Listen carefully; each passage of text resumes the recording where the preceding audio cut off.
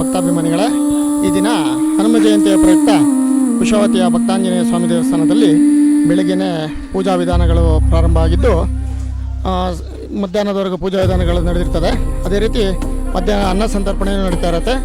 ಅನ್ನ ಸಂತರ್ಪಣೆಗೆ ಈಗಾಗಲೇ ಸಾವಿರಾರು ಜನ ಭಕ್ತರು ಬಂದು ಅನ್ನ ಸಂತರ್ಪಣೆಯ ಪ್ರಸಾದ ಸೇವನೆ ಮಾಡ್ತಾ ಇದ್ದಾರೆ. ಎಲ್ಲರಿಗೂ ನಮಸ್ಕಾರ.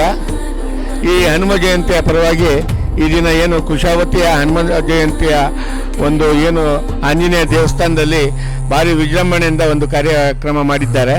ಈ ಕಾರ್ಯಕ್ರಮದಲ್ಲಿ ಬಂದಂಥ ಎಲ್ಲ ಭಕ್ತಾದಿಗಳಿಗೂ ಹೆಚ್ಚಿನ ಸಂಖ್ಯೆಯಲ್ಲಿ ಊಟ ಪ್ರಸಾದ ಹಾಗೂ ನೈವೇದ್ಯಗಳನ್ನೆಲ್ಲ ಅರ್ಪಿಸಿ ಈಗಾಗಲೇ ಸಾಮಾನ್ಯ 1,000 ಜನ ಸೇರುವಂಥ ಒಂದು ಕಾರ್ಯಕ್ರಮ ಮಾಡಿದ್ದಾರೆ. ಇವರಿಗೆ ನಮ್ಮ ಪಟ್ಟಣ ಪಂಚಾಯತಿಯ ಪರವಾಗಿ ಹೃದಯಪೂರ್ವಕವಾದ ಅಭಿನಂದನೆ ಹೇಳಲಿಕ್ಕೆ ಇಷ್ಟಪಡ್ತೇನೆ. ನಮ್ಮ ಭಕ್ತಾಂಜನೇಯ ಮಹಿಳಾ ಸಂಘ ಕುಶಾವತಿ ಈ ಹನುಮ ಜಯಂತಿ ನಾವು ಸುಮಾರು ನಮಗೆ ಗೊತ್ತಿದ್ದಂಗೆ 40-45 ವರ್ಷದಿಂದ ಆಚರಿಸ್ಕೊಂಡು ಬರ್ತಾ ಇದ್ದೀವಿ. ಬಟ್ ಈಗ ಬರ್ತಾ ತುಂಬ ವಿಜೃಂಭಣೆಯಿಂದ ನಾವು ಎಲ್ಲ ಜನಗಳು ಭಕ್ತ ವೃಂದದವರು ಸೇರಿಕೊಂಡು ತುಂಬ ಚೆನ್ನಾಗಿ ಮಾಡ್ಕೊಂಡು ಬರ್ತಿದ್ದೀವಿ. ನಾವೀಗ 3 ವರ್ಷದಿಂದ ಈ ಭಕ್ತಾಂಜನೇಯ ಮಹಿಳಾ ಸಂಘ ಅಂತ ಮಾಡಿಕೊಂಡು ನಾವು ಅವ್ರ ಜೊತೆಗೆ ಭಾಗಿಯಾಗಿದ್ದೀವಿ. ತುಂಬ ಖುಷಿ ಅನಿಸುತ್ತೆ.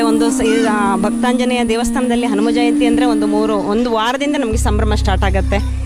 ತುಂಬ ಖುಷಿಯಿಂದ ನಾವು ಮಾಡ್ತೀವಿ. ಹಾಗೆ ಭಕ್ತರ ಸಂಖ್ಯೆ ಕೂಡ ತುಂಬಾ ಹೆಚ್ಚಾಗ್ತಾ ಇದೆ. ಅಷ್ಟು ಕಾರಣಿಕ ಕ್ಷೇತ್ರ ಕೂಡ ಆಗ್ತಾ ಇದೆ ನಮ್ಮದು ಕುಶಾವತಿ ಆಂಜನೇಯ ಸ್ವಾಮಿ ಅಂತ ಹೇಳಿದರೆ ತುಂಬ ಖುಷಿ. ಮೀಡಿಯಾ 9 ಕನ್ನಡ ನಿರ್ಭೀತಿಯಿಂದ ನಿಮ್ಮ ಜೊತೆಗಾರ.